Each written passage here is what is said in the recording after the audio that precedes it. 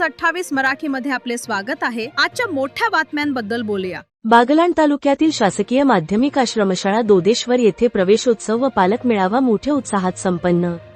दिलीपजी बोरसे आमदार व मान्यवरांच्या उपस्थितीत विद्यार्थ्यांचे अनोखे स्वागत, बैलगाडीने काढण्यात आली भव्य प्रभात फेरी। दोदेश्वर तालुका सटाणा येथे शासकीय माध्यमिक आश्रमशाळेत शैक्षणिक वर्ष 2026-27 च्या पहिल्याच दिवशी म्हणजेच 15 जून 2026 रोजी शाळा प्रवेशोत्सव व पालक मेळावा अत्यंत उत्साहात, पारंपरिक आणि जल्लोषाच्या वातावरणात संपन्न झाला। नवीन वर्षाच्या पहिल्या दिवशी शाळेत पाऊल ठेवणाऱ्या नवोदित विद्यार्थ्यांचे स्वागत अगदी संस्मरणीय पद्धतीने करण्यात आले। भव्य प्रभातफेरी आणि पारंपरिक स्वागत कार्यक्रमाची सुरुवात सकाळी गावातून काढण्यात आलेल्या भव्य प्रभातफेरीने झाली। या प्रभातफेरीमध्ये नवीन प्रवेशित विद्यार्थी, पालक, माजी विद्यार्थी, ग्रामस्थ आणि शिक्षक मोठ्या संख्येने सहभागी झाले होते। आकर्षकरित्या सजवलेल्या बैलगाडीत रंगीबेरंगी फुग्यांनी सजवलेल्या विद्यार्थ्यांना बसवून संपूर्ण गावातून त्यांची मिरवणूक काढण्यात आली। विद्यार्थ्यांच्या हातात शिक्षणाचा संदेश देणारे विविध बॅनर्स व झेंडे होते, तर टाळ मृदंगाच्या गजराने संपूर्ण गावातील वातावरण आनंदमय झाले होते।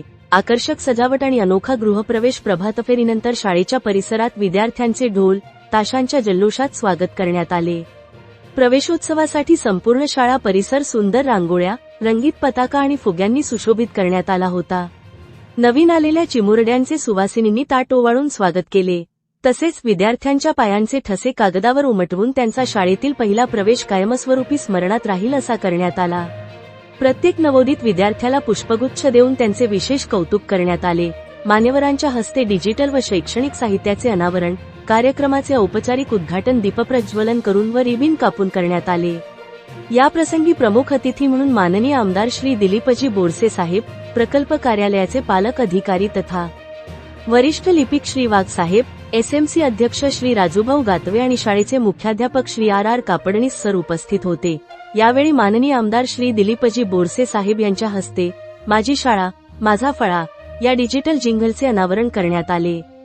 तसेच उपस्थित मान्यवरांच्या हस्ते विद्यार्थ्यांना शासनातर्फे मिळणाऱ्या शैक्षणिक साहित्याचे वाटप करण्यात आले, ज्यामध्ये स्कूल बॅग, वह्या, पुस्तके आणि बूट, शूज यांचा समावेश होता।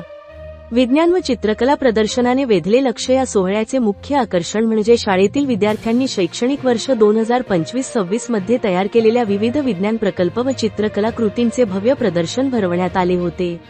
उपस्थित सर्व पालक आणि मान्यवरांनी विद्यार्थ्यांच्या या कल्पकतेचे व कौशल्याचे तोंड भरून कौतुक केले। तसेच गतवर्षी 2025-26 इयत्ता 10वीची परीक्षा उत्तीर्ण झालेल्या गुणवंत विद्यार्थ्यांचा व त्यांच्या पालकांचा विशेष सत्कार करून त्यांना पुढील भविष्यासाठी शुभेच्छा देण्यात आल्या। विचार आणि मार्गदर्शन, शिक्षणाच्या प्रवासात पालकांचा सहभाग महत्त्वाचा आहे, असे मत उपस्थित पालकांनी आपल्या मनोगतातून व्यक्त केले। तर मान्यवरांनी आपल्या मार्गदर्शनातून विद्यार्थ्यांना उज्ज्वल भविष्यासाठी व शैक्षणिक प्रगतीसाठी मोलाचा संदेश दिला। शेवटी उपस्थित सर्व मान्यवरांचे औपचारिक स्वागत व सत्कार करून कार्यक्रमाची सांगता झाली।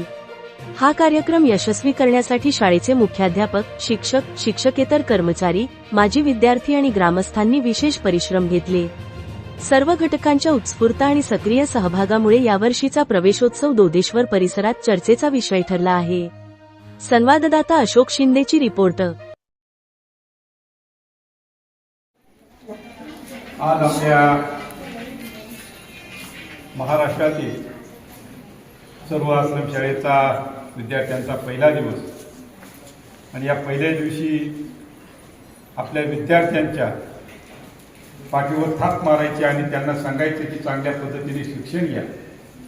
या पहिल्या दिवसाच्या आपल्या दोदेश्वर आश्रमशाळेमध्ये जमलेले सर्व विद्यार्थी बंधू भगिनी, या कार्यक्रमाच्या निमित्ताने उपस्थित असलेले आपल्या शाळेचे मुख्याध्यापक, उपमुख्याध्यापक, सर्व स्टाफ, कळवण प्रकल्पातून आलेले सर्व अधिकारी आणि भारतीय जनता पार्टीचे तालुका अध्यक्ष शरदजी भांबरे, उपस्थित सरपंच, उपसरपंच, परिसरात आपल्या महाराष्ट्र शासनाच्या वतीने आदिवासी विभागाच्या वतीनं आपल्या बागलाण तालुक्यात